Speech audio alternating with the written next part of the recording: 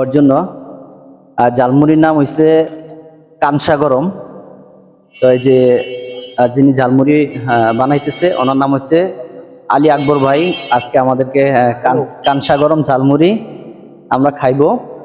আপনারা যারা আমার ফ্রেন্ড সার্কেল আছেন, আপনারা যদি আসেন কখনো এখানে ঝালমুড়ি খেয়ে যাবেন, কানসা গরম ঝালমুড়ি। ভাই আপনার অ্যাড্রেসটা? এই যে দেবক বাজার।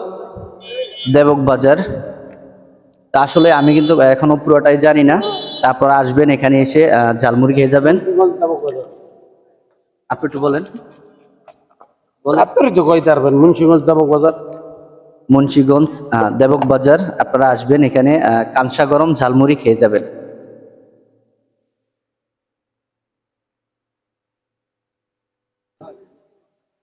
আল্লাহ আপনাকে কি কও? আচ্ছা কও, এটা জালমুড়ি আর একটা মুড়ি, এটা আবার কেন করে?